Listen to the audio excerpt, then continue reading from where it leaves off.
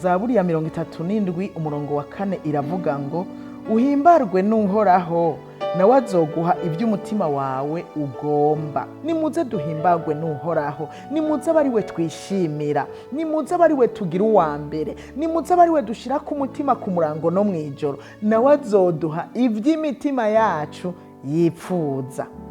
Uyu mwanditsi wa Zaburi yaravuze sinigeze mbona umuntu ashize umutima ku Mana ahebwa, sinigeze mbona umuntu ashize umutima ku Mana uruvyaro rwiwe rusegerereza. Mu migani haranditse ngo umugororotsi agendera mu gutungana kwiwe hahigwa uruvyaro rwiwe azosiga.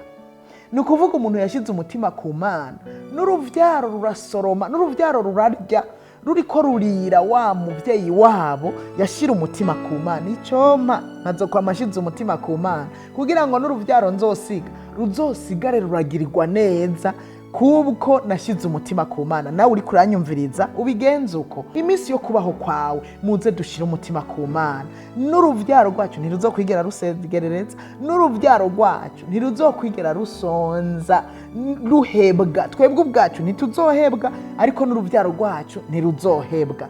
Imana ntishobora guta umuntu atayitaye. Uyishize ku mutima iragushira ku mutima, uyubashe irakubahiriza, uyikunze iragukunda. Dushize umutima ku biri hejuru tuzotungishwa muri byose, tuzogira amahoro, tugira umunezero, tugira umutekano mu mitima yacu, tugubwe neza, ntacyo tuzoyiburana. Dorukasi yashize umutima ku gufasha abantu b'Imana, abapfakazi, abashonera uduhuza agira iki, ashira umutima kuri ibyo. Bibiliya itubwira ko ari cyo gikorwa yakora. Amaze gupfa bya bindi yakora kubera yarashize umutima ku yo hejuru.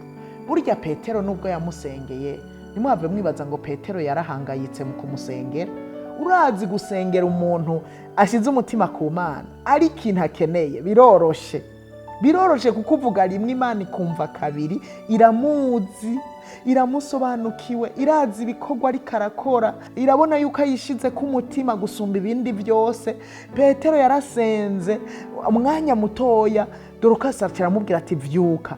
Aca aravyuka aba muzima, araba muzima, amuha abantu bariko bararira ari muzima. Nuko urushize umutima ku Mana nawe wawe warapfuye izokuzura. Sinzi we ugwaye uri kuranyumviriza, mbega urashize umutima ku Mana? Erega twosemerera tukavuga tukaruha tugusengera ngo ukire, ariko banza uhindukire ushira umutima ku Mana. Nama mbona abantu basengera bakakira Yesu nk'umwami n'umukiza, bagahindukira bagashira umutima ku Mana, bagaca bapfa.